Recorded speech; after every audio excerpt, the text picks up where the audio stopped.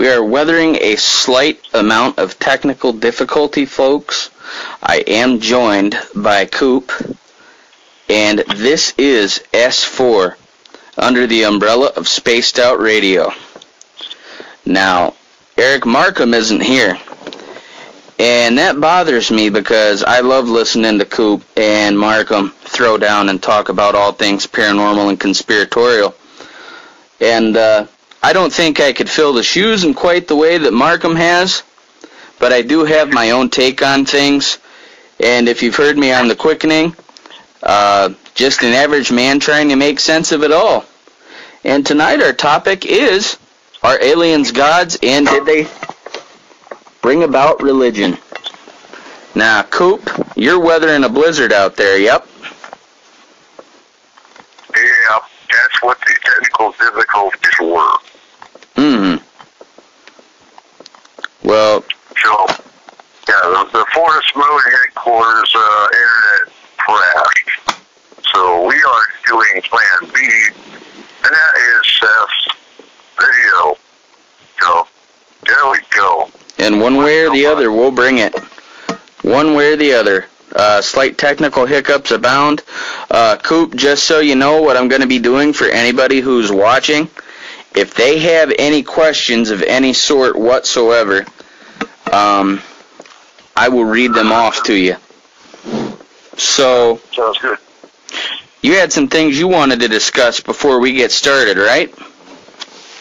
Yeah, slow. Yeah, here comes the snow again. All right, real quick, Forest Moon local members, don't forget on Friday, it's the second Friday of the month, which means we are doing paranormal discussion at the Lone Star Restaurant at 11 a.m. We have a few new members that I know are coming. They're excited. We have a new psychic we have to vet. You don't like the word psychic. We have a new medium we have to vet. So we'll see how that goes. And then on Saturday at 3 p.m. at the Concrete Community Center, we are doing paranormal protection. And we're covering herbs, stones, grounding, shielding, which we did a lot of today at the case we were at. And so it's highly important. There was actually an attachment on one of the clients. And it's a very real situation for those that are investigators. And you got some investigators out there that I don't need no damn protection. But hey, I'm here to tell you, you do. Yeah. Yeah, and on the 19th, there will be no show. On the 19th, we will be in Tacoma actually teaching a paranormal class at the Mystic Sanctuary. So we're going to cancel that show because it is actually a series of shows that we're going to be doing on ancient aliens. Which kind of goes along with tonight's topic. The ancient alien theory actually goes along with the lines of, well, aliens are really gods. Oh, indeed it does. Indeed it does. Yeah. And now, on that topic, if you look at, there's a lot of people that are going to be offended by tonight's topic because they're so wrapped up in religion. And religion teaches that you have to go to a building. No, actually, it doesn't really matter what religion you follow or what deity you follow. Your deity is with you everywhere you go, not in a damn building. If you want a perfect example, watch the movie Stigmata, which is actually based on the hidden books of Thomas, which is in the Vatican's, secret archives. But it's actually a book you can find at Barnes & Noble as well, although it's probably a watered-down edition of it. But actually, your deity is in the rocks and in the trees, and Stigmata kind of teaches you that. Well, here's the way I always looked at it, and the big thing with religion and how this ties in is I've always had a theory that perhaps each different religion or dogma or whatever is kind of a test to see how we would treat each other. And what I want you guys to do, listening or watching, whether or not you're out in your yard, whether or not you're in your shed, whether or not you are in, wherever, I want you to close your eyes for a minute And I want you to pay attention to your body. Pointy sticks abound. No, I'm not Eric. I'm not Eric. Joe Alligator says you don't look like Eric. No, I'm not Eric. There is no beard. I probably scared the hell out of a few people. But I want you guys to close your eyes. Tell Joe to get the titanium pointed stick. We got to have the titanium pointed stick tonight. The titanium pointy stick. All right, yeah. Titanium's required, boss. But what I'm getting at here is close your eyes and feel your pulse, okay? Whether or not you feel it at your carotid, whether or not you feel it in your wrist, whether or not you just reach up and touch your heart, feel your pulse and pay attention to your breathing for a minute. And I want you to think about all the processes your body goes through, your vision, your heart, your lungs, your breathing, the chemical reactions in your body, whether or not they're aerobic or anaerobic. Now, Eric, when it comes to that, and we set the idea of the religion itself aside, from a natural standpoint, doesn't that make you think that we had to have some type of intelligent design? We did, and I believe that's where the aliens come in. Mm-hmm. And it makes sense. It makes sense when you get right down to it. But if anyone caught the alien race episodes we did, they heard that, in theory, there are 22 races, along with the Anunnaki, that Earth, and saw, I'm not sure if they were Neanderthal, but they were intelligence potential, I guess is the right word for that. And they manipulated DNA to basically create what we are today. Now, with that theory, they kind of looked around because they didn't want to stick around the planet. They seeded the planet. Well, the reptilians were here all along. They were already on Earth. And they kind of popped up. And now I don't have my notes in front of me. I'm just going off the top of my head. Yeah, well, think about this for a minute. Like, you look at the old movies, for example, from the 40s and 50s, and people sounded different, people looked different, and some people say, well, it was the quality of the equipment of that time, it was the quality of the things they were using at that time. No, I mean, people even had a different dialect. You can look, and I'm not just talking from a style standpoint, you can look and you can see, Coop, that there's been an evolution of sorts, even in the past few decades, and in the way things are going. You know, like when you and I and the listeners, for example, we were kids, we were outside running around, climbing trees, and raising hell. But now kids these days are, brainiacs. They're more into their smartphones and the thirst for knowledge and looking and learning. And some kids do smart things with those smartphones, and other kids do some dumbass things with those smartphones. But the change in our thought process alone has led me to accept this theory that aliens may in fact be gods. And it's very much true. Well, you got to think. Okay, we have in Genesis, and this always confused me. For those of you, and I don't want to piss anybody off. I want to educate. We don't aim to piss you off. We aim to educate. But on TV, you hear about the big three. You hear about Judaism and Islam and Christianity. And those are aspects of the monotheistic religions. Another ones that a lot of people don't know about that predated all of them was Zoroastrianism. And beside that, if you really look at it from a technical standpoint, Christianity, in a way, is a polytheistic religion because you're worshiping God the Father, God the Son, and God the Holy Spirit. And it's like 3 plus 3 plus 3 equals 1. And I never got that.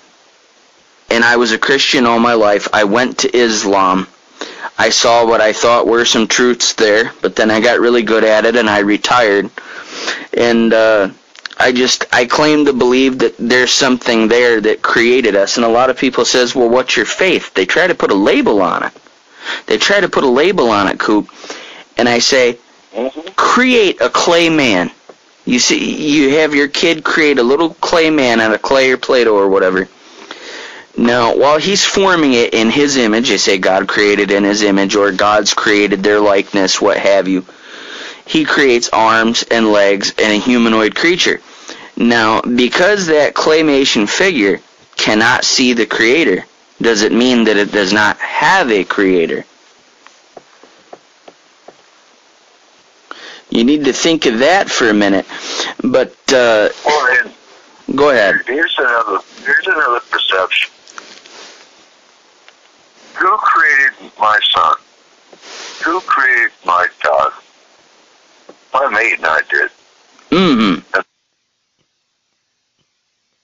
They are in our image. Exactly. You know. And who created us? Well, for me, my mom and dad created me. No deity created me. Mm-hmm. I'm in their image. Mm-hmm. Now, what image are we in? We're in, to me, my opinion, 22 different races of aliens, extraterrestrial, whichever you want to call them. Mm-hmm. Because we're aliens to them. Well, and that's true. But, so I'll rephrase that, because it's another label, extraterrestrial. And I put a lot more credence in that, because what is religion? Religion, to me, is controlling the masses. Religion was created to control people. And I don't want to go into politics, but in a sense, it is politics. Because look at our country right now, today. What they're trying to do is manipulate the government. And we actually have people in our government that are trying to abolish the Constitution by saying that the separation of church and state is unconstitutional. Mm-hmm. So, to me, it's hypocritical that they would look at the Islamic countries and say Islam is bad. It's a state-run religion. Mm-hmm. It is. The Middle Eastern countries are Islamic countries. Mm-hmm. Yet, in them, that's bad. But in all essence, they call this a Christian nation. It's no different. Exactly. And there's no problem with separation of church and state for them until you or I, for example, go to construct a statue of Baphomet on the White House lawn. But with that being said, I gotta say, you know, I've never heard of a pagan terrorist. I mean, you're not gonna run into a building and say, in the name of Morrigan, and explode, you know. But slightly. And you know, and that's come up. It is like most of our listeners know. I just got done with my international domestic terrorism class, and I had one of the other students, because you know I've been posting. I have to do a certain amount of posts and whatnot. And I you know, one of the students is like, because I'm open. I don't care what people think. I'm pagan. If you don't like it, deal with it. But one of the students is like, you know what? I've never heard of a pagan that's created any kind of terrorism. I'm like, well, no, you won't. I mean, there's good and bad in every religion. There's extremism in every religion. There's extremists. But, again, you won't see them building bombs. You won't see them blowing up buildings. You might occasionally see one shooting something up. You will see that. But, yeah, we got some comments. Not trying to interrupt. We got some comments. Let's see here. We'll go from the top. Benjamin Pena says, and I'm scrolling through, that's what you guys are seeing in the camera. He says, all the gods are born and the aliens are fourth dimensional beings from the multiverse. They are not from another planet the Pleiadians are from. And that very well could be true. And, this is all in theory. And J.A. says, I think man created God to control females first. That was convincing enough that when they developed the sword, man could control and did control. Now, I could see that, I guess, because had you ever seen the movie with Denzel Washington, The Book of Eli? Oh, I love that movie. Yeah, and that's a good movie where the villain Carnegie, he wants the Bible in order to use it for control purposes. And when you look at the symbolism behind that, he's using it. Nick French says, "Hey buddy, hey Nick." And they asked us they can just barely hear you. Yeah, we're having some technical difficulties. I have him right up to the microphone, guys. I got closer to the phone here. Let me bring something up. They're only basing that off the Bible. Now, you have the Mahabharata, which is the India text. You have the Quran. You have the Torah. You've got a whole series of different sacred texts. But everybody wants to point at just the Bible. Yeah, you got to be fair. And the Bible has so many inconsistencies and so many, what's the word? Contradictions. There you go, contradictions. That, and the Bible's not even fully, it's not even fully accurate in that not all the books are there. There's a whole lot of books that are, the Vatican wouldn't allow. And who's to say that in the Bible, in those hidden books that aren't there, it doesn't talk about aliens? Well, I do have to say, as a former minister in Christianity, though, and then I went to Islam later, when Jesus is speaking to people, he tells them, I have sheep ye know not of. And, for example, in Islam, in the Quran, the contradiction that got me and a lot of the Muslims, I had the brainwash problem myself, and I read the Quran, and it says Allah or God is Ar-Rahman, which is all merciful. But then if it says, okay, if you do this, this, this, and this, you're going to hell. Okay, so an all merciful being is sending me to hell. That doesn't make sense. Hey, I'm going to grant you mercy, and I'm going to send you to hell. It doesn't quite make sense. It doesn't add up. But in the prayer, when we used to pray, depending on Shia, Sunni, whatever, it acknowledged aliens. In the prayer, it acknowledges aliens. And I'll translate for you. It says, all praise is due to God, the Lord of the worlds, plural. Alhamdulillahi Rabbil Alameen. All praise is due to God, Lord of the worlds.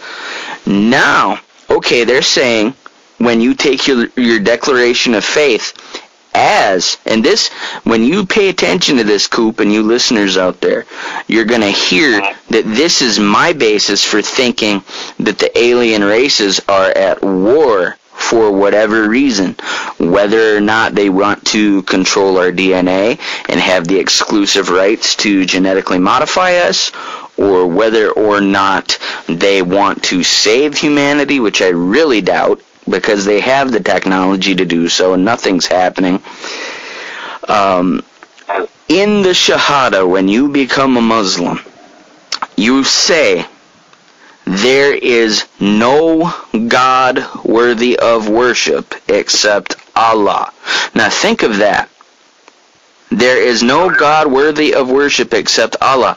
Now when you break that down, you could say, well, that's acknowledging other gods. They're just not worthy of worship. Right. And you say, but go ahead. It's no different than Christianity. No, it's not. God, no, it's not. The Bible says it's no other God but me. Exactly. So it's no different than Christianity. But what it says in the Bible, it says, don't set other gods before me. That makes me think, okay, so you're saying there are other gods. Okay, why shouldn't I check them out? Why shouldn't I worship them? Why shouldn't I look at them? And in the Bible it says, your God is a jealous God. Now, okay, it says that, and we're led to believe, for example, the idea of monotheism. But then about when we have, the Nephilim coming down, it says in Genesis, the sons of God. Sons of God. Now, in our way of thinking throughout history, Coop, when it says like a son of God, you're thinking most notably, everybody starts to think of Jesus. Whether or not you believe, if it's trivia, it's like, okay, Coop and I are having paranormal trivia. And they say, son of God, who is Jesus for 500, please? Okay, alright, fine. Well, what about Horus, who was the son of Osiris, born to Isis, which was also a virgin? What about Zarathustra, which was born of... There's over 10,000 different deities throughout history. And in reference to Joyce's comment, no one's saying Jesus didn't exist. Jesus did exist. That's documented. It's history. Was he God's son, or was he an actual alien? That's just something to think about. I have a theory. Go ahead. You go ahead. Some of the stuff that he did turning water to wine, and we see the same healings that he did done today. It's called energy healing. It's Reiki. It's the same concept. Anyone can do it. Anyone can be trained to do it. And it's no different what they did back then that's being done today. For no one's disputing the fact that Jesus probably did exist. Was he a God's son? And I say a God's son because for me, I'm polytheistic, meaning I have multiple deities I work with. But the fact is, where did religion come from? And is religion necessary? Not really. Spiritualism. Now there you go. Spiritualism and religion are two different things. Spiritualism meaning you can go out in the woods and talk to your deity. You can believe in your deity without having to go to a church or a mosque or a temple. Because those are nothing but buildings. They're made of wood. They burn. They're physical buildings. They are not a deity's house. And that's where you get controlled. You listen to one man sitting behind a pulpit telling you what to believe. That's called control. Exactly. And when I was an adherent of Islam for 5 years, Coop, I never went to a mosque. Now, for one, they were, kind of far away from me. I live in a place where there's more cows than people. But I never went to a mosque. And, eventually what did it, because you and I had just started talking when I was in the process of leaving the faith. And I told you, I said, another brother at the time said, I have a problem with all these white people taking over our religion. Like, what, really? For one, I'm not entirely white. I mean, there's a little bit of a Jew trying to get out, too, but conflict of interest. And that's what did it for me. I just have to say, you have all these people who are fighting, and it seems to me that if you allow that within your ranks, you support it. And I can't allow that within my ranks. But here's my theory on Jesus, and I have to present this. This goes along with our topic. Now, when you think about the creation of Adam, how the breath of life was breathed into him, he was made from clay, and he was constructed, and then he was placed upon the earth. He named all the creatures and all the animals, but then God decided he shouldn't be alone. So what does God do? God knocks him out and takes a rib from him and forms a completely new human being. Now, for one, I say, okay, he got knocked out. That right there makes me think of a surgical procedure. 2, a rib was taken from him and a woman was created. He was cloned. Okay, now, he was following God until he was persuaded to bite that apple, right? Now, why would he be persuaded? I'm thinking that, and you ladies can go ahead and joke with this and roll with this here, because I'm thinking that when Eve was created from the rib, she was also modified genetically a little bit, obviously turned female, but she was also given the free will. And that free will is what allowed her to get him to eat that apple, and the serpent who joined in and got her to do it was a reptilian. My other theory behind that, Coop, is that when you look at all these movies, like what was that with Mark Wahlberg, The Martian? He lands on the planet, and he's stuck there. What's one thing everybody says, if you would go to Mars, what would you do? Oh, I'd try to cultivate. Oh, I would try to make new plants. I would see if I could breathe. I'd take my helmet off or do a scientific test and test the air. Well, the Garden of Eden, Coop, I believe, was a control in an experiment from whichever alien was our creator or aliens that were our creators. The Garden of Eden was the control, and the apple was showing us the type of food.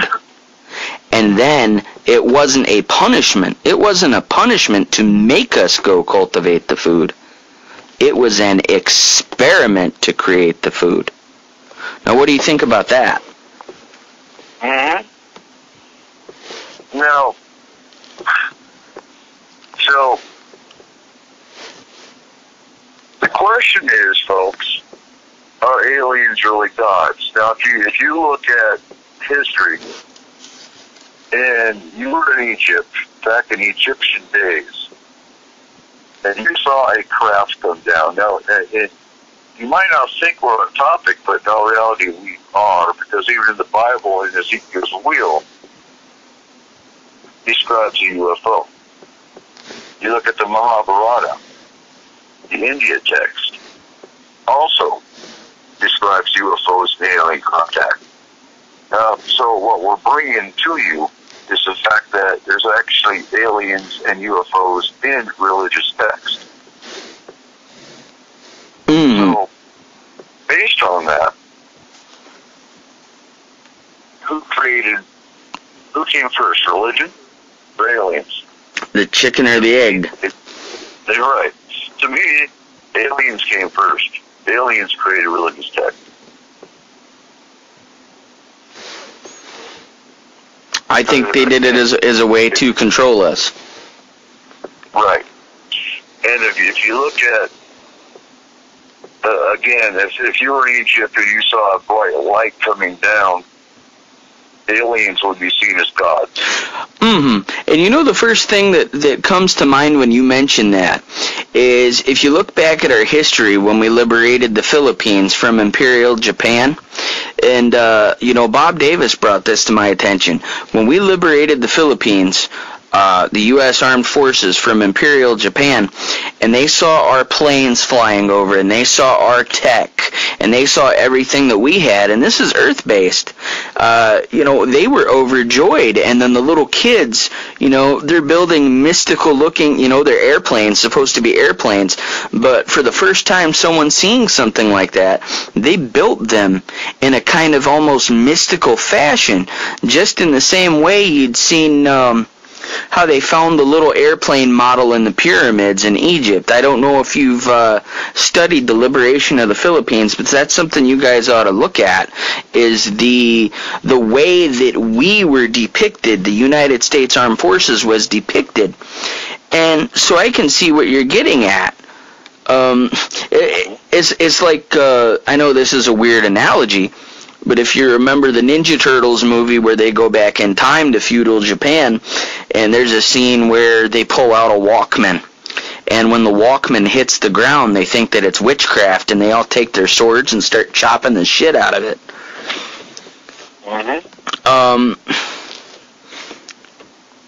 But when we talk about this, and we talk about the powers of Jesus being an alien, Coop, and there's many different races, so I have to ask you, before I go on with this theory, which alien race would be the most likely to come to Earth to try to do a healing type experiment or a genetic experiment?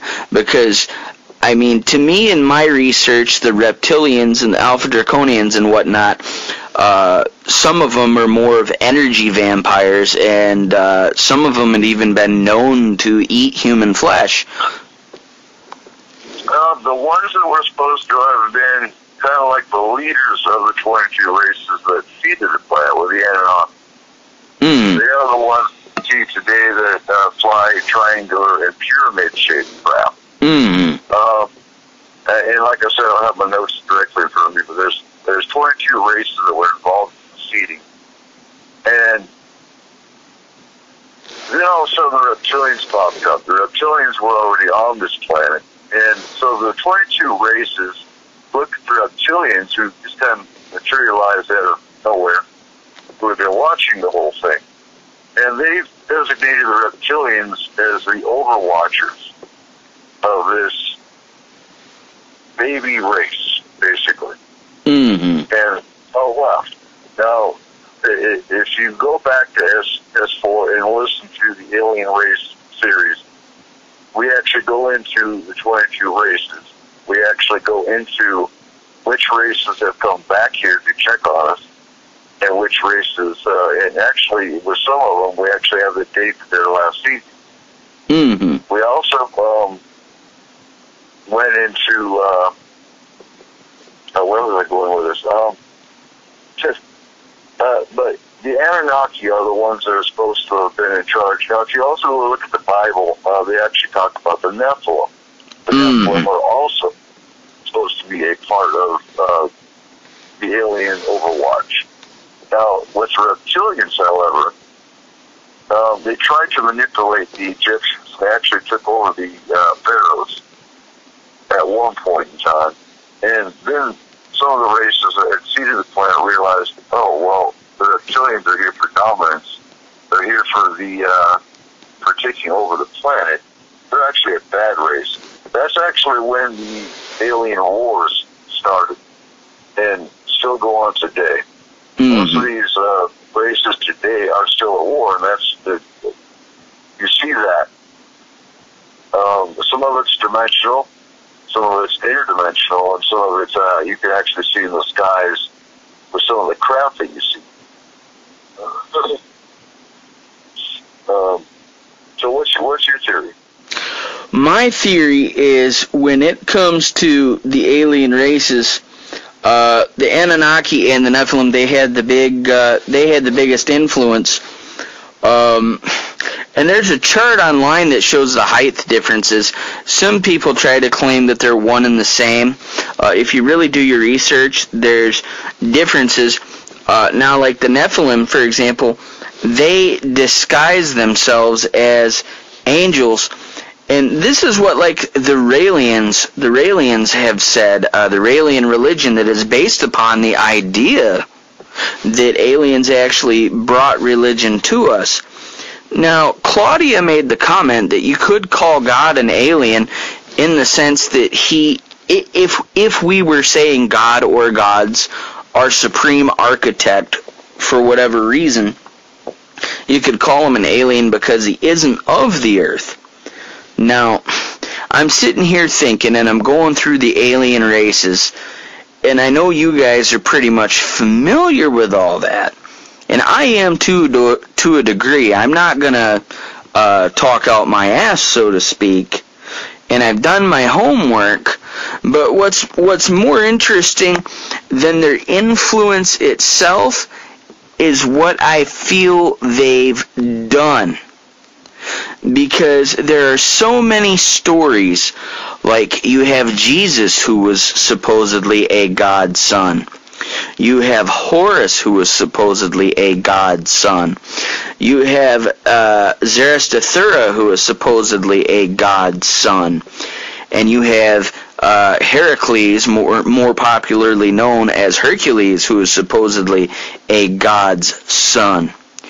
Now, what I see when you put them in a Venn diagram and what they all have in common, aside from being born a virgin birth and being born of a mortal mother and a quote-unquote God as a father, an alien God,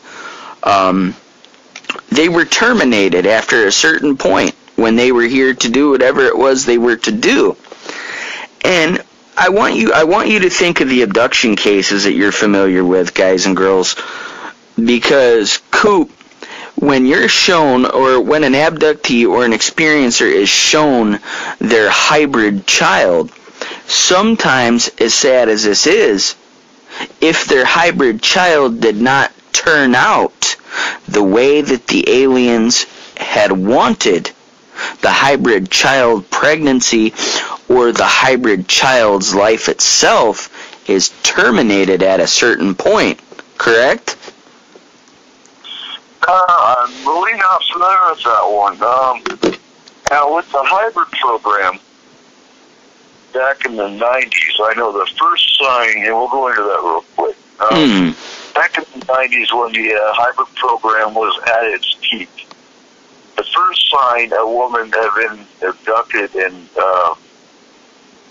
was part of the hybrid program, there would be a triangular set of puncture marks on the lower abdomen. That was the first sign. Second sign, they came up pregnant. Now, some of them were baffled because they had hysterectomies. They had, they couldn't be pregnant. Well, within, I'm trying to remember, I'd have to look it up again because I always say this, but I think the gestation of the hybrid program was 4 to 6 weeks. And dreams are really important with this whole thing because they would actually dream the abduction. Dream of the abduction. And then the fetus would disappear. Now, it would baffle doctors because it wasn't aborted. There was no, leftover tissue. There were hormones that they had been pregnant, but there's no fetus there. And, these are some of these are documented cases. After the fetus was taken, so it had been re-abducted, the fetus was taken out, then they'd have dreams of being in an alien-type nursery where they saw fetuses in jars. And then later on, they were re-abducted and encouraged to hold these alien hybrids. Now, what you're seeing today, I've noticed, back in the 90s, the aliens actually had somewhat of a remorse. And remorse ain't the right word. They kind of sympathized. Whereas today, it's the hybrids doing the abduction. And they're a lot colder, a lot more systematic, a lot more, dictated. So the emotion seems to have been genetically taken out. Are they robot or, mechanized? Who knows?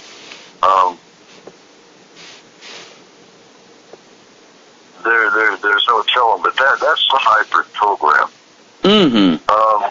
As far as them aborting or destroying any clones, I haven't heard of any cases.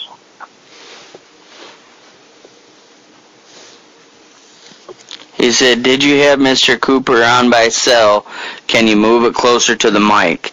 It is closer to the microphone.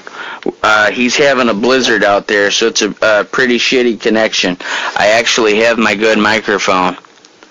It is on right now. Okay, I'm having a little technical. Is Gail Hudson Shirk part of the group? Say it again? Gail Shirk. Can you link her? Can you link her in? Say again. Gail Hudson Shirk. Oh, what about her? Is she part of Forest Moon Paranormal Group? She's having trouble getting in. Okay, hold on. Okay, I'm going to put you on speakerphone and see if I can if I'm thinking louder that way. And as far as the comment, there's a comment in the chat room real quick about aliens or Satans. You know what? Satan is actually a Christian. Satan is actually a religious connotation. Satan is only as real as your religion makes it. So, are aliens Satan? No. Aliens are aliens. Anyway, we won't even address that. We will move right along. Let's see here. I'm trying to get Gail in. Now, while that's going on, we apologize for the tech difficulties. Can I lower my mic volume then? Cooper's coming in clear, just very distant. Alright, just a second. Yep. It's very fuzzy on my end. I don't know if it has to do with this blizzard or not. But I can only do so. I can only do so much through the mixer. So. Probably because of cell phone technology. Okay. Well, we want to get Gail in here if we can. But there's a few things. What I'm getting at with Jesus and Horus and Zarathustra from Zoroastrianism is in studying the alien races and everything going on. Hey, Claudia, do you think maybe you could get Gail in here? That would be great. With all these sons of God, I often wonder if they were not an experiment to see what a human would do on Earth with their full potential, and perhaps maybe their human side of them. For example, Jesus, it would be really hard for his, okay, she will go get her, awesome, thank you. Jesus' understanding of alien life may very well, if let's say he wasn't the Son of God, and I'm not trying to blaspheme anybody. Now, let's say you are an alien, for example, and Jesus is your experiment that you bring upon the earth. In that life, in that time, so very long ago, when they're not going to grasp the idea of an alien, and they're going to see an alien as a mystical being, and they're going to see it as a god to begin with, you would probably go ahead and tell them, look, you're the Son of God. You're going to explain it to them like that. You are the Son of God. Really, you're my experiment, and I'm putting you on Earth, and I'm giving you full clairvoyance, full clairaudience, full ESP ability. I'm unlocking your full supernatural potential and letting you use more than that 2% of your brain like everybody else on Earth. But I'm telling you that you're the Son of God, because in reality, you're a hybrid, and you cannot handle that. Wow. Okay, turn speaks up to hear Coop. Okay. There we go. Let's try that. Trippin's having some audio difficulty apparently. I don't know. But anyway, as the alien, I'm telling Jesus that he is the Son of God, as opposed to telling him, you're an alien. Now, let's say he's here to do what he's supposed to do, which is use his alien influence to guide the religion, okay? And then they're done with him. Now, think of the Romans, for example, as a government. In today's terms, the Romans as the government. The Roman Empire was huge. Now, if you were putting that in today's terms, the United States is the equivalent of the Roman Empire of back then with world influence, yes? Mm-hmm. The United States is a superpower, so the Roman Empire back then would have been the superpower. Now, perhaps one of them caught wind of the hybrid program, decided to crucify him before it got out what it really was. There's so much spin that you could put on this. There's so many ways that you could wrap your heads around this.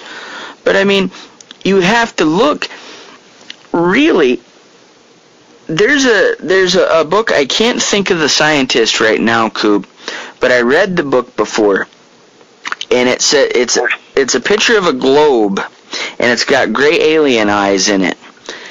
And Dr. Ellis, I can't think of the last name, but he said, okay, he had this idea that Earth was a prison planet. Have you heard this theory?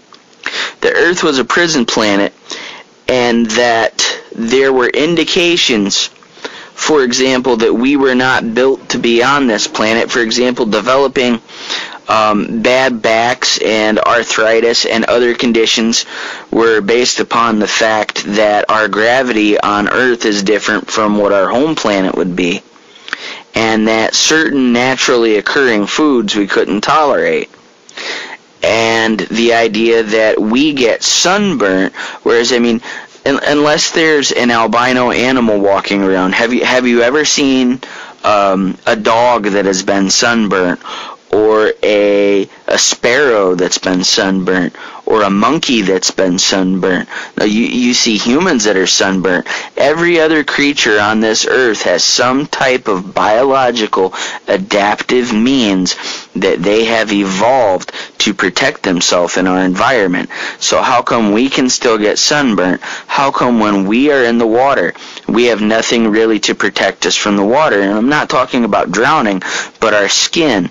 If we are in extended exposure for a long period of time, our nails fall off, our skin gets crinkly, our skin starts swelling with the water in between and starts sloughing off. We have those things happen to us. You have your camels who are adapted to the desert life. You have your penguins that are adapted to the polar climate. But humans, in just about any climate that we can be in, whether or not it's cold-ass New York, rainy Washington, sunny Florida where it gets hot, there's a hardship for us in each and every single climate. And this was his basis for believing that Earth was a prison planet for us and that we were alien in nature. Have you ever come across that theory? No, I've heard of the prison planet, but that's from Alex Jones, not from Dr. Ellis. And all my internet's completely down again, so I can't even look up Dr. Ellis. But I'll look them up. Just send me a link later. I'll send you a reminder later. Yeah, you definitely have to read. Let me go. I have my notes here. We're getting some extreme cold here too, so it's bothering things also. You'll see my lights going off and on in the video, and that's when I had my teleprompter stuff up. So I had Claudia try to get Gail in, but let me get in. Go ahead and you talk while I get these notes, boss. And on that note, there's so many flaws with the human system. I mean, and you brought up the point that, yeah, we have bad backs, we have bad knees. If we were intelligent design, there's a lot of flaws with this system they call the human body. And basically, Corey brought it up perfectly. The human body is nothing more than a meat sack for the soul. Mm-hmm. And Corey's the one who said that today when we were at our case on the peninsula. But it's perfectly right. So if the soul, which we know is the key point to the human, because every soul's got personality, every soul's got the intelligence, who's to say, and this is a theory I'm throwing out, that the soul is what makes the alien. And that makes sense. Yeah. Aliens actually have souls. Some people think they're demons because they're soulless. No, actually, aliens aren't demons. But who's to say some of the alien races don't? They actually have souls, and that's just what they... Because there are theories out there that some people are reincarnated from aliens. You can be alien races in past lives. That means your soul matrix can adapt from alien, from human, from whatever the hell else around. It's the meat sack that our soul gets stuck into as a human. That is flawed. That makes perfect sense. And the first thing that comes to mind when you mention that is if you're familiar with the works of Rudyard Kipling. He wrote the famous story about the Jungle Book. He wrote a little a blurb, and it says, "They will come back again as long as the red earth rolls. He never wasted a leaf of a tree, so why would he squander souls?" Okay, he says, "Please push your mic away from you so we can turn our speakers up to hear Eric Cooper." My microphone is not near me. I'm actually about 5 feet away from my microphone, and Coop is a hell of a lot closer. So, I don't know exactly what to do about that one, boss. This was a last minute on the fly type thing. We figured it'd be better to have this than no program at all. My first week here, slight technical difficulties. I am going to be setting up a permanent audio system so that we don't have to deal with this for now. But in cold weather, cold snow, different things like that, this is what you have to battle. If you listen to Spaced Out Radio the other night, Dave actually had to run over to a friend's house because he had a power outage. Yeah, you're right. Yeah. Yep. Yeah, and folks, ideally we're getting into spring to where my internet will not be a damn issue. And I know the Spreaker Studio is weak, and it's a weak system. My internet can be running for Facebook or other things, but not for Spreaker Studio. It's a finicky system. I mean, Dave can tell you the same thing.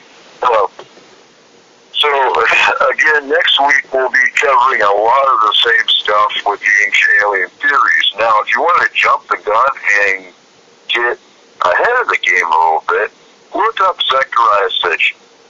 Look up the Earth Chronicles. It's a 12-book series of Zechariah Sitchin, and it goes into all the ancient theories. Also look up Eric Von Daniken. He wrote Chariots of the Gods, The Eye of the Sphinx. These are all books that are in my library. There's a lot of people that sit there and they ridicule Sitchin for his work. They ridicule Von Daniken for his work. If it goes against the mainstream, then it's got to be fringe. It's got to be bullshit. No, actually, it's not. And you know, again, if it takes the control away from the ones that want to control us, then they're going to fight. That's just the bottom line. Now, Coop, what can you tell me about the Council of Nine? Oh God, I've heard of the Council of Nine, but I really can't tell you a whole lot. I've heard of it. Actually, are you sure it's the Council of Nine or is it the Council of Five? I had never heard of the Council of Five, but with the Council of Nine, if you looked at Gene Roddenberry and what he based his works on when he was writing Star Trek, he explained that he was in the synagogue and he saw the sign, Live Long and Prosper, that they used for Dr. Spock, and that he technically wasn't supposed to see them do that, and that's also used in certain forms of the Kabbalah. And if you look in a lot of the promotions for Star Trek and stuff like that, you'll see that they are 9 people in the picture. And then there's the cyborg 7 of 9. So there's like the significance of that.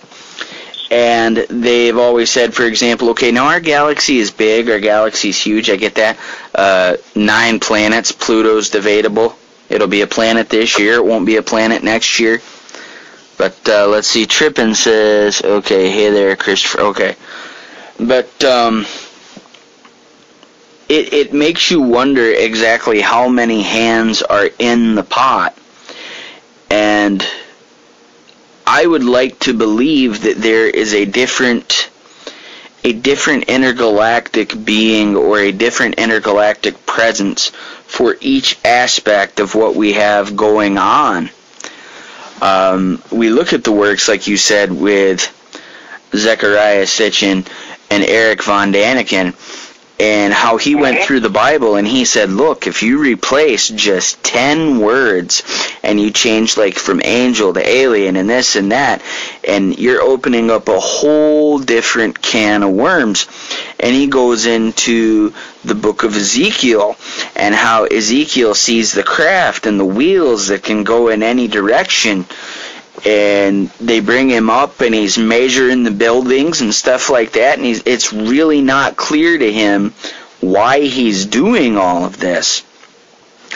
And it seems to me that Ezekiel himself, at that point, knows that it's not necessarily God that he's dealing with. And so he's taken aback by that.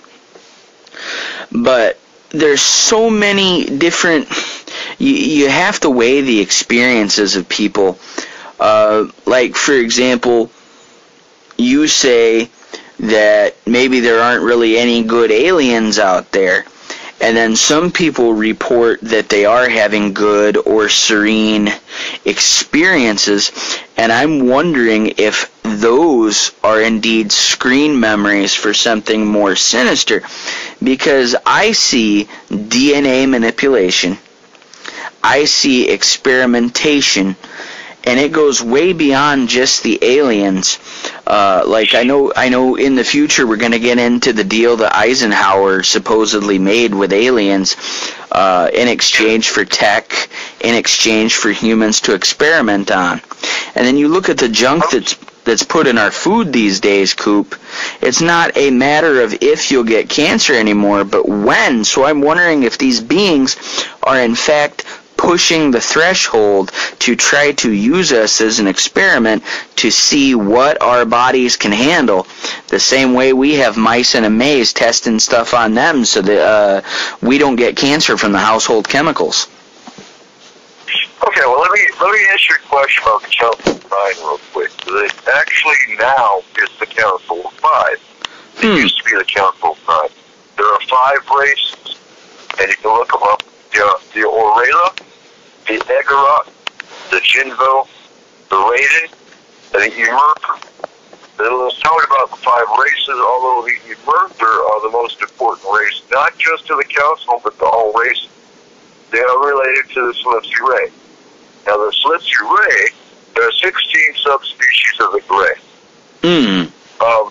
They're all bad. They're all malevolent. They're all slave races for reptilians. The Slipsy Ray is a benevolent gray race. They don't come here. They stay on their own planet. But much older and more advanced are the Slipsy Ray. They're older than the other 16 subspecies of gray. They were instrumental in founding the Council. They met with President Eisenhower on 3 different occasions and also met with 2 high-ranking USSR leaders on 3 different occasions. They tried to meet with President Nixon, but he refused. This council used to be the Council of 9. They have been protecting Earth humans for as long as there have been records for millions of years. The council last met on Earth in 1944. So what's also noted is they have been watching the evolution of mankind ever since the Anunnaki, which the Anunnaki are the ones who tampered with DNA.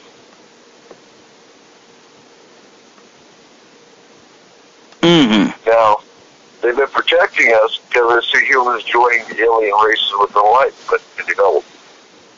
That's what I've got on the Council of 9, which actually now is Council of 5, because I believe 4 races turned on the actual council and were dropped.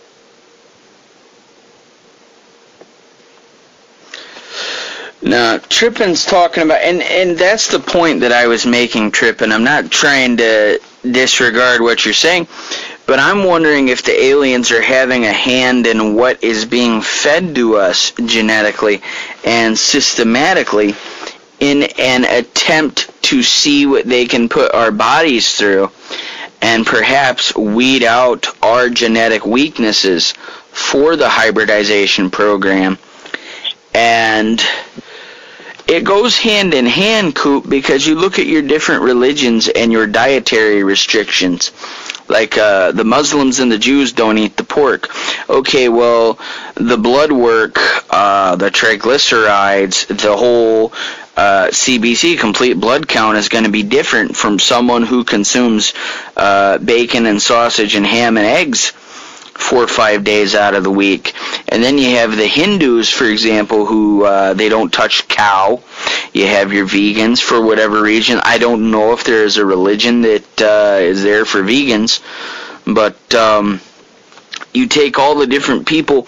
Your religions are rules that make you abstain from a certain behavior, and they make you adhere to a certain behavior. And yes, it's dark in here like that on purpose, guys and girls. If you've never seen The Quickening or anything like that before, I do black and white. That's my thing. It always has been. But it's like, okay, you take...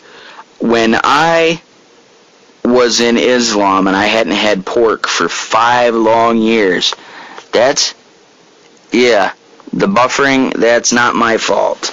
That's beyond my control. But you were bacon free. Oh my God, I was bad for you. I was bacon free. I was pork free. I all of that free for 5 years. I didn't touch it. That was, at that point in my life, I felt like that's what I was supposed to do. And then I just said, hell with it. I went all out. And let me tell you, if this were an experiment to keep it from me for that many years or whatever, and someone's looking down upon me, it's like Ghostbusters 2, let's see what happens when we take away the puppy. Okay, well, I dive into the bacon, I dive into the sausage, and man, oh man, as good as it was to bite into that crispy, wonderful bacon, I paid for it. I was flying that porcelain spaceship, brother. And let me put something up the trip there real quick. I've never done a study on this, but I'm wondering how many other countries have as high a cancer rate as the United States. Because I think cancer was created, to be honest with you, just like the flu. Definitely. I think the flu was created by the government. And no, I don't have much info head on. But if you look at, again, the human body, you look at the GMO factor and the cloning factor amongst food. I think that's where, and I know there's cancer, a long time ago, long before GMO, but was there really? How long has GMO really been around? How long are they living on food? So if you wanted to do a study, I'd be interested in what you would find as far as statistics of cancers. And of course, it depends on which cancer. Now, when you're talking about that too, in the cancers and the GMO foods, I knew someone who worked in Walmart before, and he was in my marketing class when I was in college, and he said what they do with their pallets is they will stack the organic food with the inorganic food, with the modified food, and you don't know the difference. You may pay that extra $1.50 for the organic tomatoes when you're really getting the ones with pesticides. And you don't know. But if you were hybridizing for the purpose of taking over a planet, and you were little by little introducing your DNA into theirs, wouldn't you want to test every consumable item on that planet to ensure that there isn't something that's going to completely wipe them out? You keep in mind that your hybrid, they say, like your first kid is like a brand new car. You love it, you're happy, you're excited, but you want to see how fast they go, but they're going to get some dents in it. And so perhaps with our life cycle and the flus that are created, the vaccinations, and that's debatable, but I'm saying what if, hypothetically, if these things are all going on, Coop, then we are throwaways. We are play clothes. If we're a meat sack for the soul that continues, and they know that they can kill Coop off, and they can kill me off, and they can kill these guys off, and that we're just going to inhabit another meat sack, perhaps they're going to say, okay, we're going to strengthen the spine, maybe enlarge the spleen a little bit, make the liver a little stronger, because those bananas, man, they're really doing a number on the colons.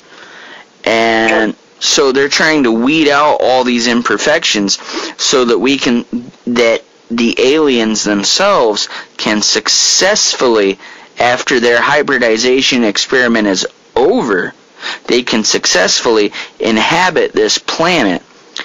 And the pollutions that are allowed, and if you look in the news, they're talking about getting rid of the EPA.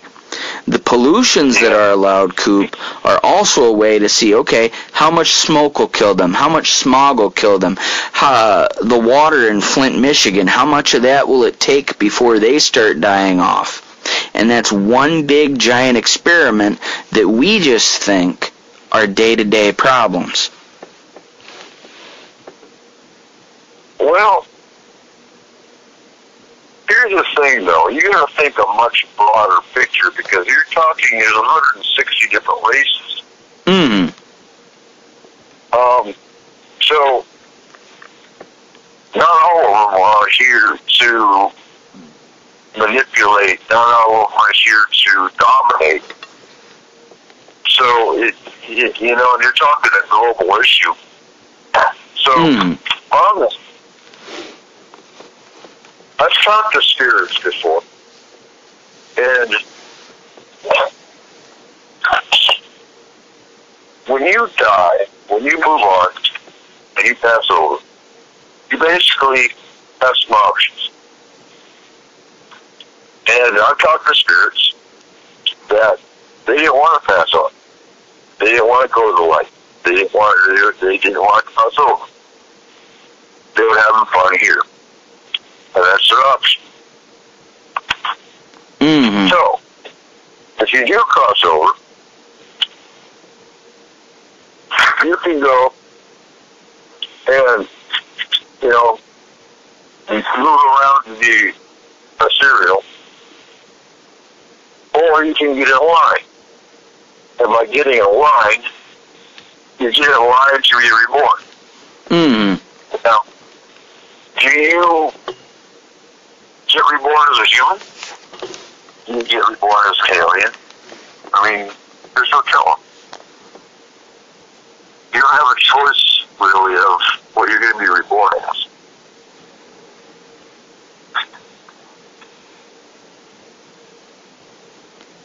So if they were going to be reborn into a stronger meat sack, they wouldn't know. I guess that makes sense. Now, in all this topics, when we're talking about did religion come from the aliens, religion itself is such an alien concept to us as it is because we can't quite wrap our heads around it. And that's why there is all the fighting. Claudia has a comment. She says, when all is broken down to atoms and molecules, what creates the picture we see? Does our brain... Why is it not showing the whole comment? Are you seeing the whole... I'm trying to see the whole comment from Claudia. And it's not really showing up for me, the whole thing. I don't know why. But, I don't know. Religion is such a big thing. Okay, do you have Cooper on a cell? Yes, I do have Cooper on a cell. He's not on Skype. Skype was hardly connecting. I have him on cell right now. Okay. Does our brain see things like a hologram? You never know. I mean, you'd have to define reality. You would have to define reality then, because there's even the notion that we are part of a computer matrix. And that's a whole different, completely topic for another show, I'd say, wouldn't you, Coop? Yeah. Now, if you look through your third eye, you might see through hologram. Now, cats and dogs can actually see third and fourth dimension.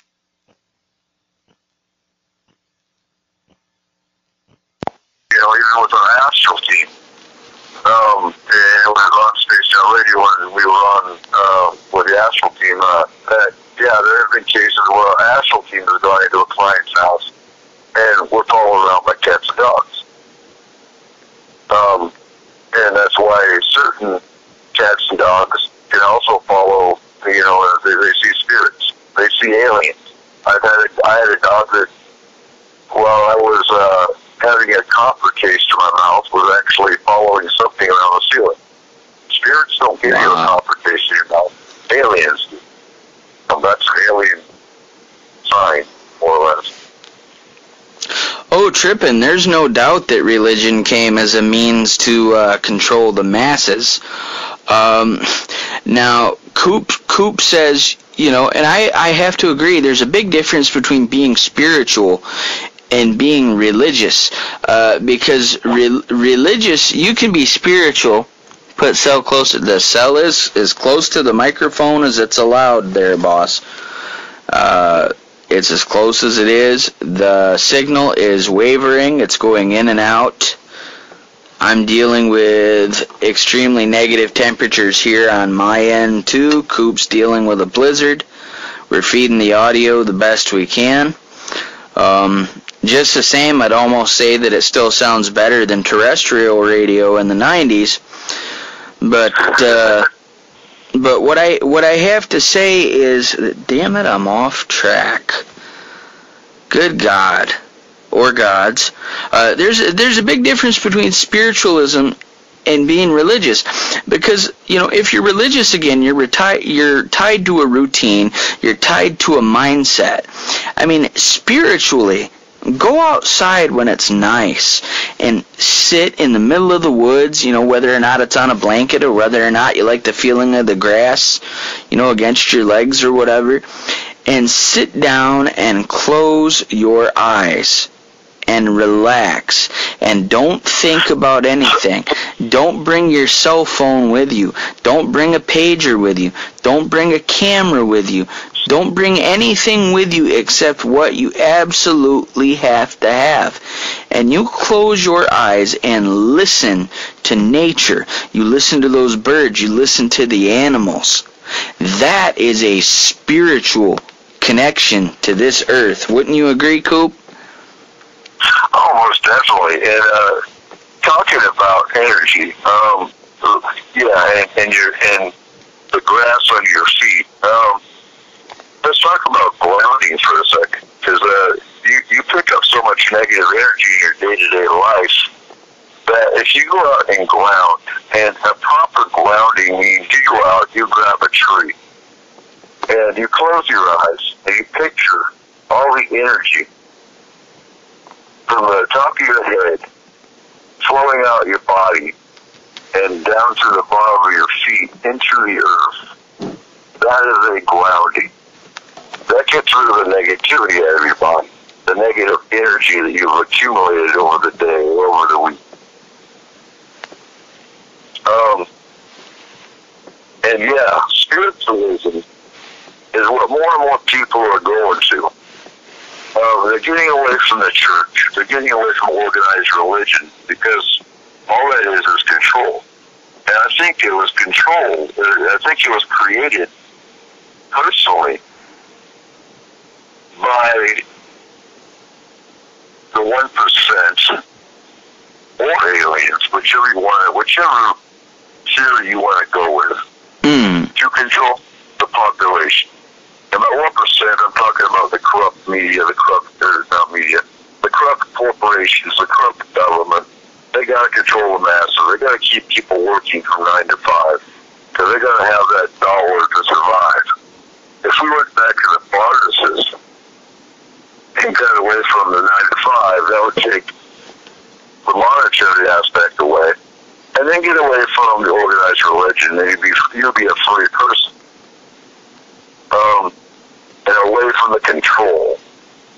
Now, the easiest way to dominate a planet is to create slaves. And I think organized religion and monetary, you take away from the world banks, you take away the control. That's what they don't want.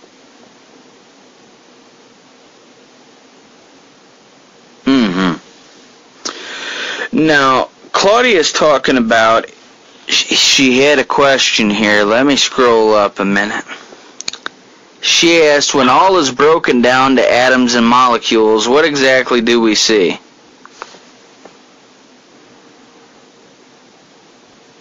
Can you rephrase that? When all is broken down to atoms and molecules, when we get down to that molecular level, what do we see? I'm not a scientist. That'd be a good question for Marco. It would be. I'm about 2.5 years behind him in the bachelor department there, getting my bachelor's in a science degree. I'd have to answer that the best I can. Is our world and the matter that exists within it is occupied by those molecules and atoms. And it's my belief, I'm not saying that it's fact, but it's my belief that the space between is what the paranormal occupies, and that's our fourth and fifth dimensions, in which you said our dogs and our cats can see. If you'd ever read some of Whitley Strieber's books, he was talking about how the aliens, or the visitors as he called them, took him out into the woods. And, they lured him out into the woods, and he's looking up at the sky, and they told him to tilt his head a certain way.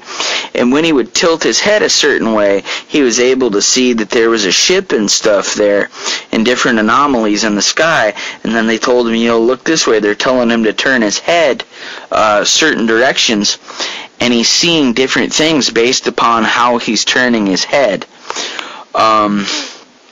Now, Claudia says, a sweat lodge is a humble church. You sit on the dirt and have water pour on hot lava rocks. It's pitch black in there. Have you ever heard of the sweat lodge? Oh, yeah. I've heard of sweat lodges. I haven't, actually. That's natives, very much Native American.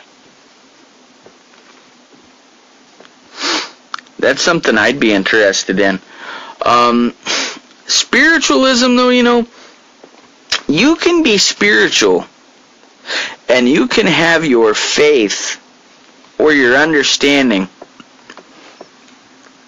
deep in whatever it is you believe. And, there's the law of belief. What's that say? To thine own self be true. At the end of the day, spiritually, it does come to your business. But when I look at the religious aspect, it's like I had a talk with you. I was thinking about the best way to describe religion. And religion, to me, not faith, not being a good person. I'm not talking about that. You either are a good person or not. And I don't care if you're a Christian. I don't care if you're a Satanist.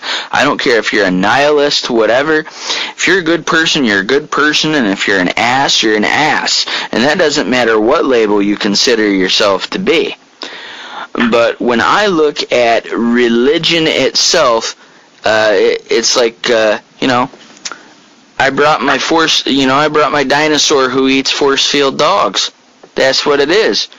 It's, mine's better than yours. I brought my attack dog with a built-in force field. Coop says I got my dinosaur who eats force field dogs. And there goes the religious argument.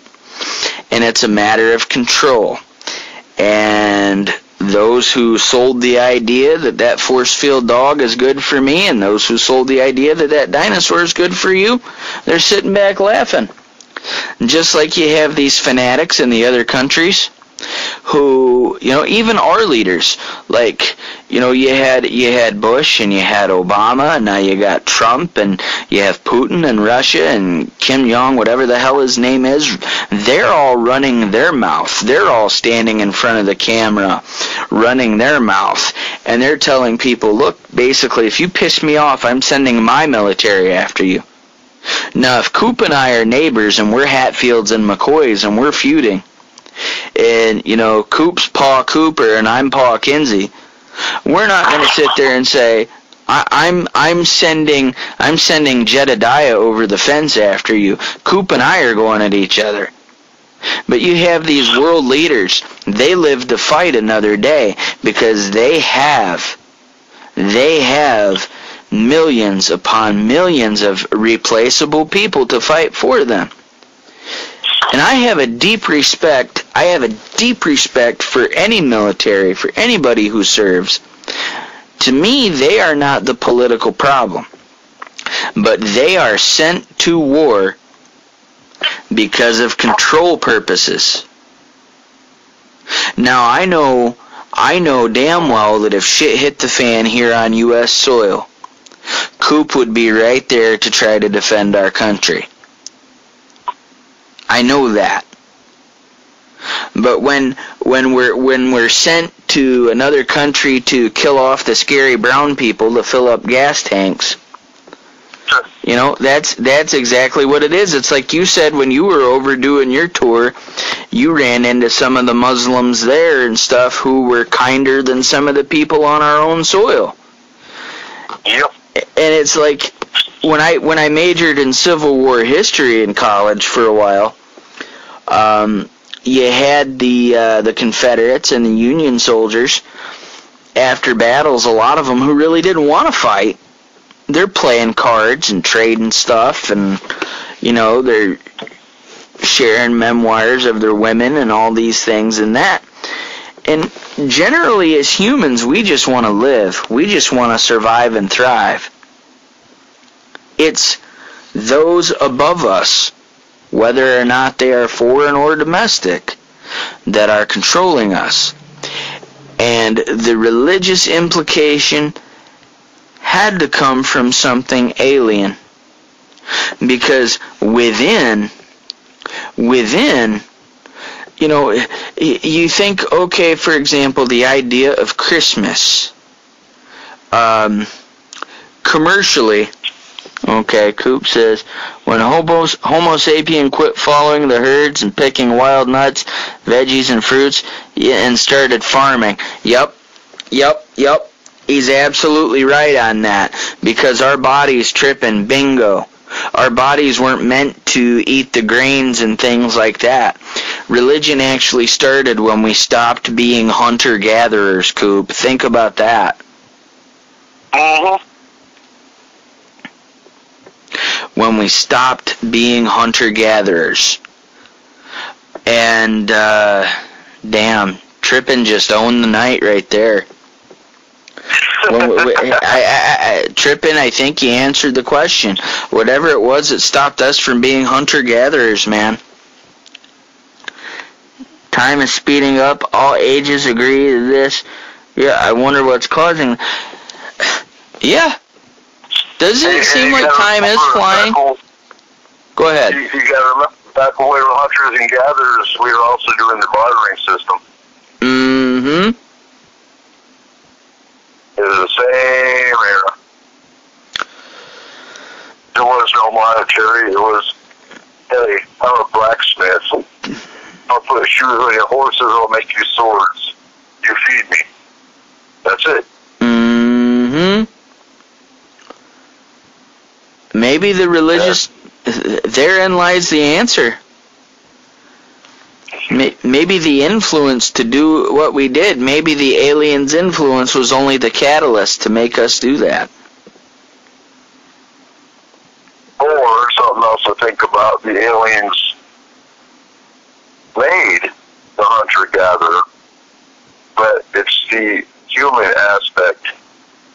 the government control that wanted to take it away from the aliens who were creating a good planet. And they made control to take it away from the alien planet, which was actually a benevolent plan. Just some food for thought to throw out there. Yeah, and Claudia says it seems that time is speeding up. I know, it's I can see that. Yeah, it's like, I think it too, really. I mean, I know something happens and something goes by. But, I mean, I was sitting here talking to the missus. It's like, damn, we've been together 13 years already. Where'd the time go? 6 years. 6 years until my son is old enough to be drafted in the military. And it seems like you say that every year. Mm-hmm. Oh, wow. Look, you just flew on by. I mean, look where we're at right now. We're already in March. And it's still snowing. We're just talking about that today. Yeah. I remember, it didn't snow much last year. We got maybe a couple inches the entire winter. This year we've had more snow. I mean, it's snowing right now. I've had my Explorer for about 3-4 years now. I've never used four-wheel drive until this year. Wow. And it's been a God and godsend for damn sure. So, what's everyone's perception? Did aliens create religion, or did man create religion to get away from aliens? What do you guys think? You still got religions today. I'm talking like people went to church today. It was Sunday. Mm. And so you got men sitting on the right and women sitting on the left. That's how control some of these people get. You've got churches that they aren't allowed to have TV. Not churches. Also, you've got religions that you're not allowed to have TV because TV is corrupt. I can get on board with that as a human. I don't need religion to tell me that. Because I see the media is corrupt. We have a TV, naturally. But we don't have cable. Don't need cable. I don't watch TV. I don't need TV. I have no desire to watch it. I just get angry watching the news. Mm-hmm. I mean, are you aware that China just raised their military budget by 7%? Nope. I got that off Facebook, off my own local news channel on Facebook. So what's China up to? Now, folks, if you want to watch a good movie, watch The Arrival. I just watched it for the first time yesterday. And if you're after an alien invasion, Rambo, shoot 'em up, You're not going to get that. Don't watch The Arrival. The Arrival is very deep. It's very slow, but it's got a point to it. So if you want to watch a slow alien movie, it's got some, something to make you think. Watch The Arrival. I liked it.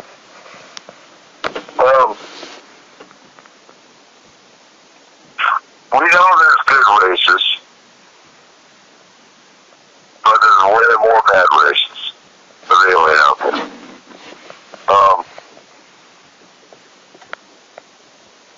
Many of them are at war with each other. Some of them want the resources of the planet. Some of them want us as slave races, or, slave labor, whatever the hell. And in order to dominate this planet, they also have to lower the population. And by doing that, they control it.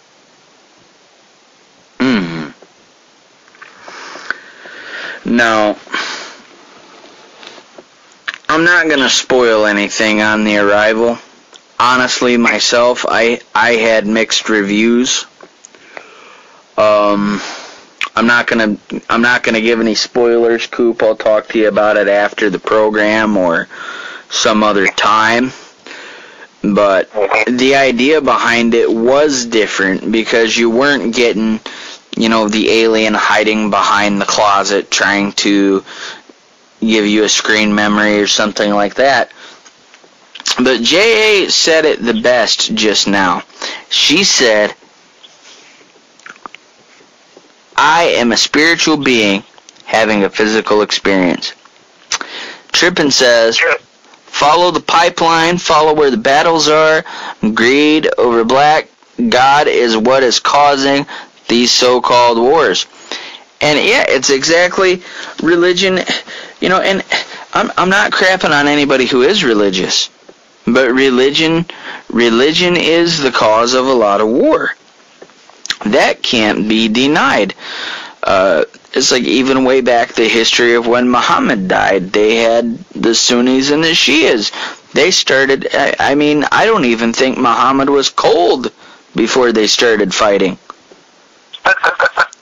And there's disputes over where certain companions of his are buried, and the Shias will say no, Bilal is buried here, and then the Sunnis will say no, Bilal is buried here.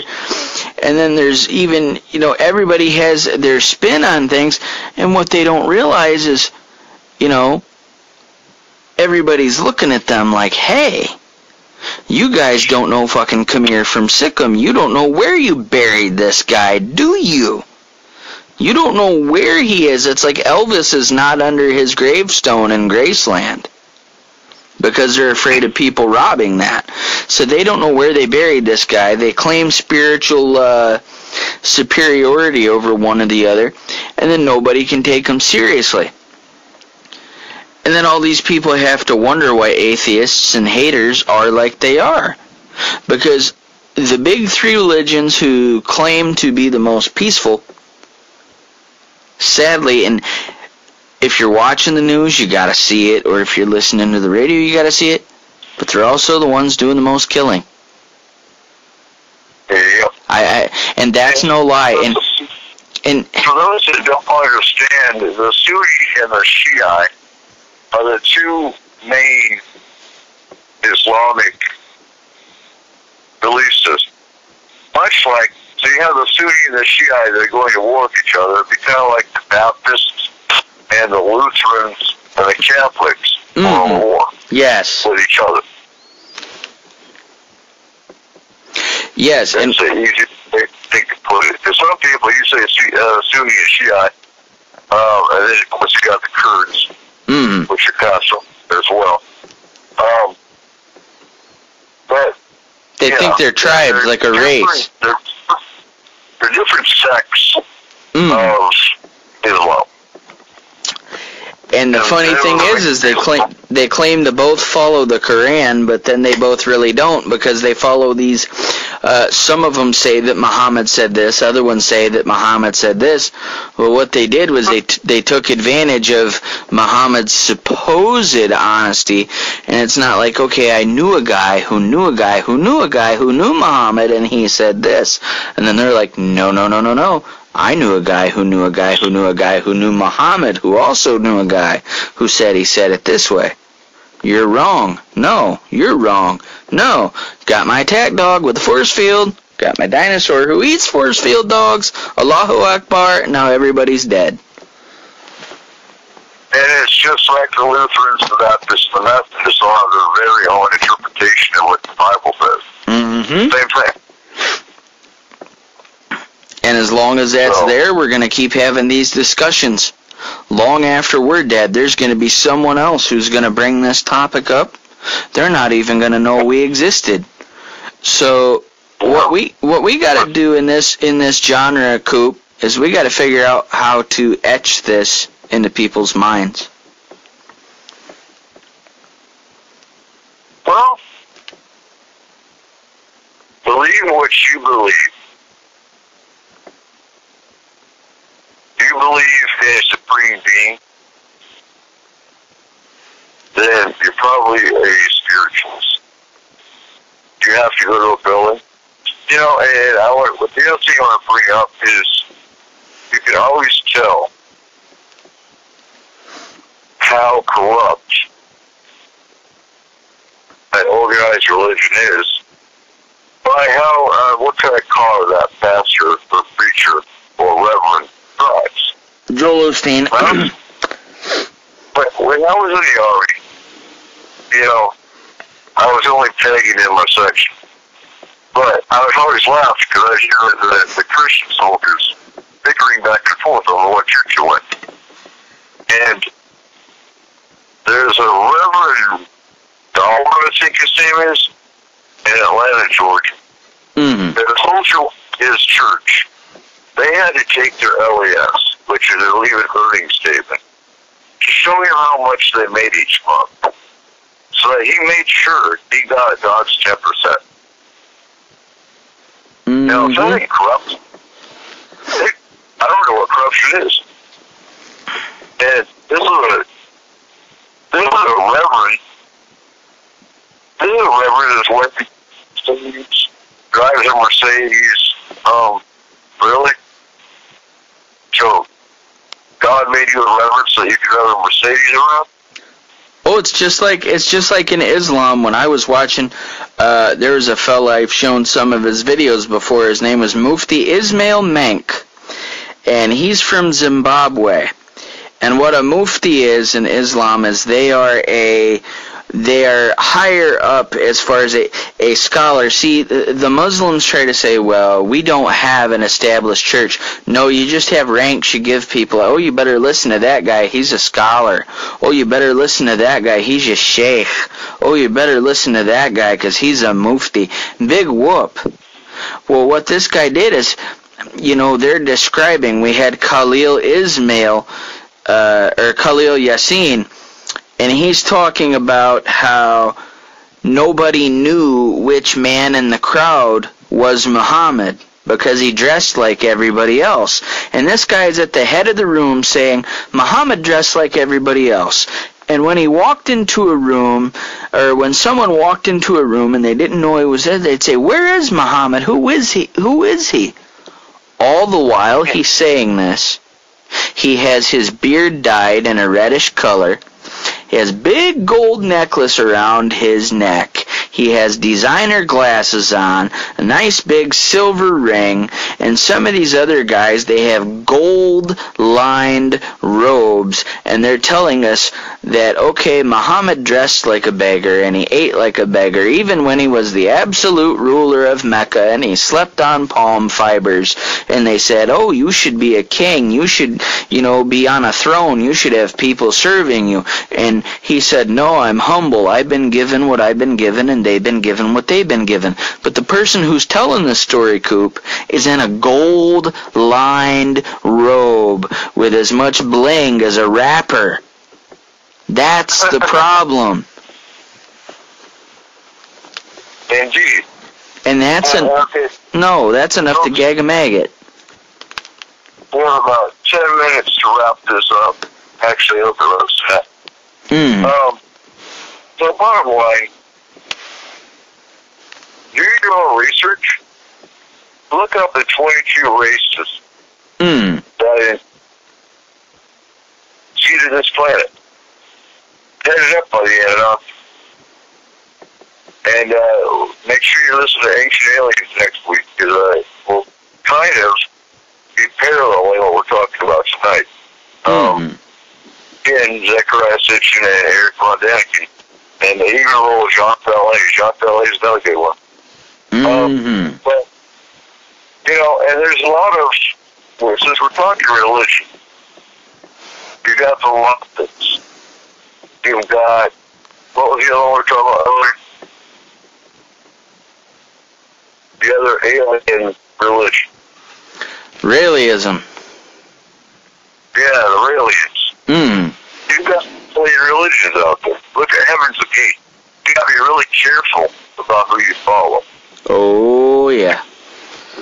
Heaven's Gate, for those that don't know, I'm sure most of you know, but Heaven's Gate was a UFO cult that they believe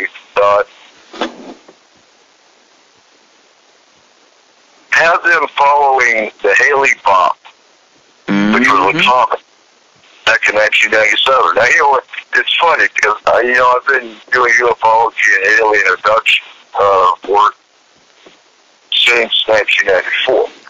In 1997, I was in a rehab facility in the Army in Bronx, Germany. And in 1997, the morning that they found Heaven's Gate, they committed suicide because they were going to go, jump into the spaceship and not have it pop. It's kind of funny. It's not. But the psychiatrist pulled me into her office. She's like, I know you're a ufologist, and I know you're a daily abduction, and you do, intense research. She said, you're not suicidal, are you? Well, I could. No. Why would I be? I'm not in Heaven's Gate. I don't believe there's a UFO following that comic. No, I work on real world shit, not fantasy. Okay. And she laughed. And then we started actually talking about UFOs. She's like, when I was younger, she actually had a green independent laser light. Like there was no beginning, no end. It actually came across her field, came up and over the fence, and in her window, stopped, and then crossed her house. So this is a psychiatrist that actually believed in UFOs. But yeah, the point of the story is religion as an organization, or organized religion, does not belong in politics. That's where it controls you. That's what controls governments. That's why our Constitution created the separation of church and state. It's called the Establishment Clause. And our founding fathers created that for a reason, because this is not a one religion country. This is a country with freedom of religion, or freedom from religion, whichever you want to take. And I think our founding fathers, being what we're looking for, being Knights Templar, being Masons, there's supposed to be an alien tie-in with the Masons. We haven't found that yet, but that's another theory that's running amok out there. And who's to say that they didn't know that the aliens created religion? And that's why they didn't want a one-country religion. That makes sense. I know we're winding down in just a second, but you just brought me to the attention. There's this TV show called The Colony. Now, I don't know if you've heard of it or not, but these aliens come to Earth and they take over for whatever reason. I've only watched the first season, so it's not really known why they take over. But they appoint only certain members of the human race as their representative on Earth. And this human basically tells them, look, they are here, they control you, they control me, and you can either do things this set way, how you are told to do it, or you can not comply, and it's going to screw me, and it's going to screw you. So I'm going to give you the choice, and the ball's in your court, run with it. And that's basically the premise of the show. I don't know if you've seen it or not, but I'd urge you guys to check it out. Well, and that goes for, and that brings up the point that most alien movies, most UFO movies, most TV shows, they have an ounce of truth to them. So you look at The Fifth Element, you look at, oh God, what other one? There's a whole slew of alien movies out there that all have some basic philosophy to them. And like I said earlier in the show, in the beginning, watch Stigmata.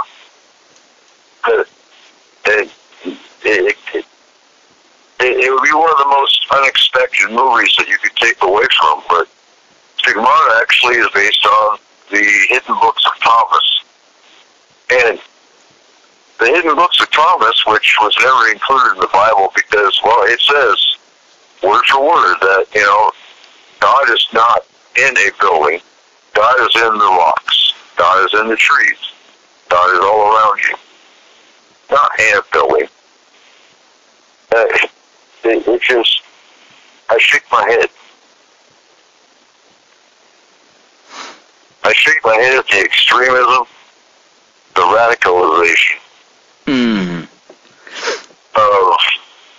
And like I said, I bring a lot of this from the school I'm going to and the course that I'm taking. I've only taken political science, which went heavy into the Constitution.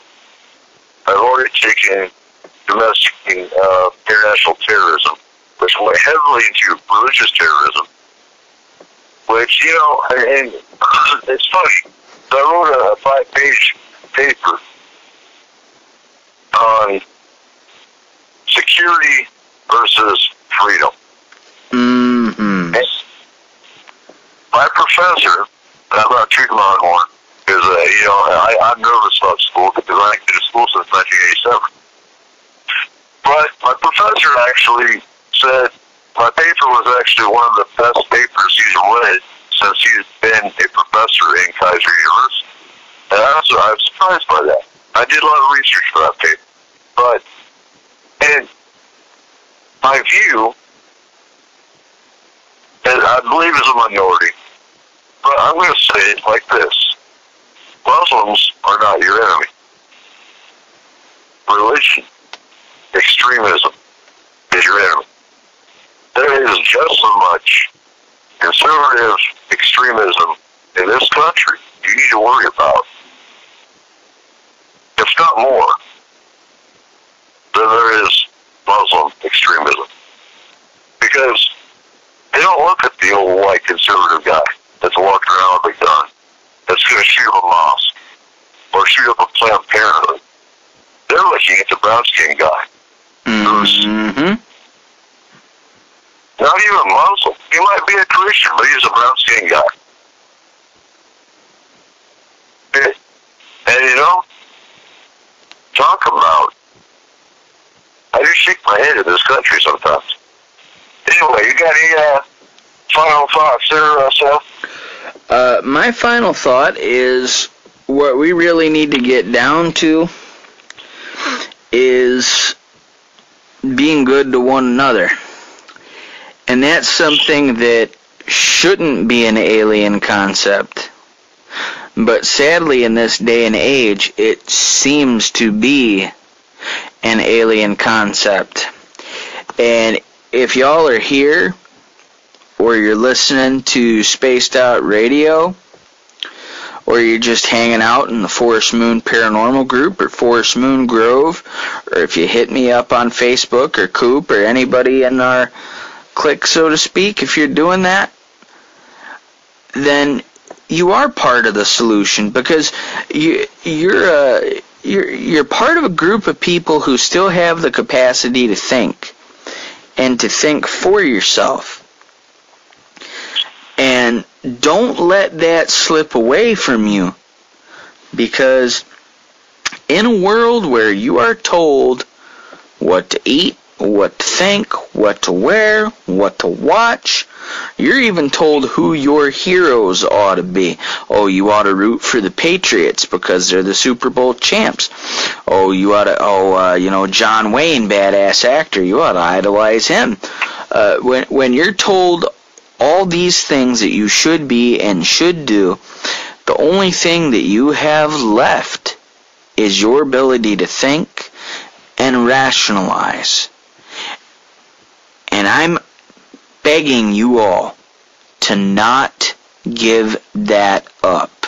Do not give whatever you call them, whether or not they're the Illuminati, whether or not they are just the government, the Masons, whatever hidden hand, hidden secret agenda organization you can think of that you feel is responsible, do not give them the satisfaction of relinquishing your thoughts.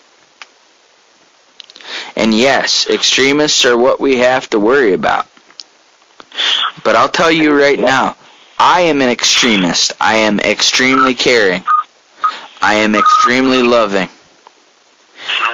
And with that, ladies and gentlemen, don't stop believing, and good night. We'll see you next week. Have a good night, folks.